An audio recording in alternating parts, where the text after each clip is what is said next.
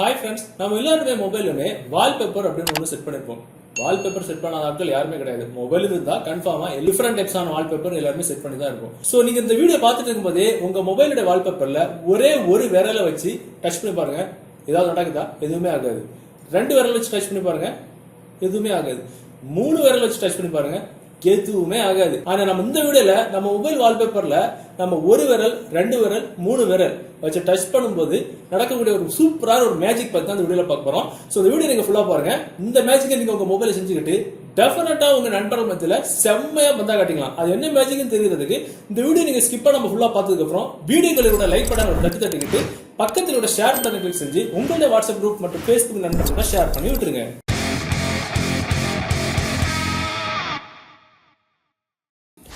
Okay friends, டெஃபினட்டா எல்லாருக்குமே wallpaper application அப்படின்றது எல்லாருக்குமே ரொம்ப பிடிச்ச ஒரு அப்ளிகேஷன் தான். சோ இந்த வீடியோலையும் நம்ம ஒரு அதிசயமான ஒரு வால்பேப்பர் அப்ளிகேஷன் பத்தி இந்த வீடியோல பார்க்க போறோம்.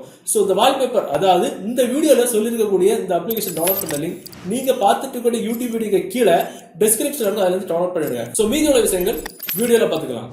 ஸோ பொதுவாக பார்த்தீங்கன்னா நம்ம மொபைலில் நார்மலான ஒரு வால்பேப்பர் வச்சிருப்போம். 1 விரல் ப்ரெஸ் பண்ணால் எதுவும் ஆகாது, 2 விரல் ப்ரெஸ் பண்ணால் எதுவும் ஆகாது, 3 விரல் ப்ரெஸ் பண்ணால் எதுவுமே ஆகாது. ஸோ இந்த அப்ளிகேஷன் நீங்கள் டவுன்லோட் பண்ணி ஓப்பன் பண்ணும்போது ஸோ உங்களுக்கு அதோட இன்டர்ஃபேஸ் வந்து முதல்ல வந்து இப்படி தான் இருக்கும். ஸோ ஒரு சில பெர்மிஷன்ஸ்லாம் அங்கே இருக்கும், எல்லாமே நீங்கள் எனேபிள் பண்ணிவிட்டா தான் உங்களுக்கு இந்த மாதிரி இன்டர்ஃபேஸ் வந்து ஓப்பன் ஆகும்.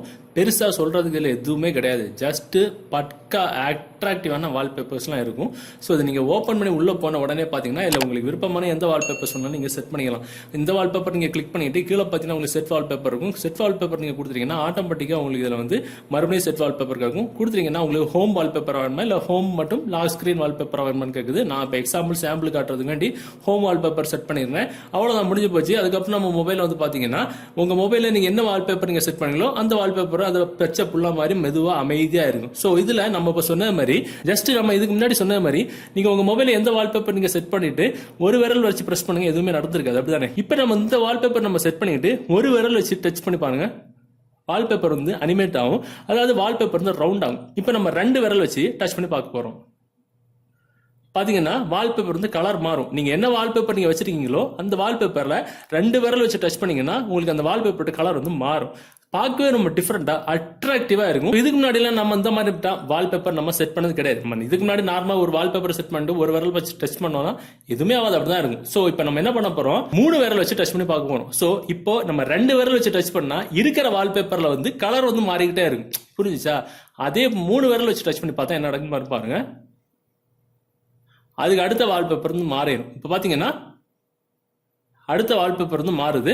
ஸோ இந்த மாதிரி நம்ம 3 விரல் வச்சு நம்ம மொபைலோட ஸ்கிரீன்ல இந்த வால்பேப்பர் நம்ம டச் பண்ணோம் அப்படின்னா அடுத்தடுத்த வால்பேப்பர் வந்து மாறிக்கிட்டே இருக்கும். செம்மையான ஒரு பந்தாவான ட்ரிக் இது. ஸோ இதை செட் பண்ணிட்டு டெஃபினட்டா உங்க நண்பர்கள் மத்தியில பந்தா கட்டிக்கலாம். அது மட்டும் இல்ல, நம்ம என்ன வால்பேப்பர் வச்சுட்டு நம்ம அதை எந்த மொபைல் என்ன ஸ்வைப் பண்ணாலும் அந்த வால்பேப்பரும் கூட வந்து சூப்பரா வந்து அனிமேட் ஆகும். ஸோ பாத்தீங்கன்னா நான் இப்போ இந்த வால்பேப்பர் வச்சிருக்கேன், பாத்தீங்கன்னா அதுவும் கூட சேர்ந்து வந்து அனிமேட் ஆயிட்டு இருக்கு.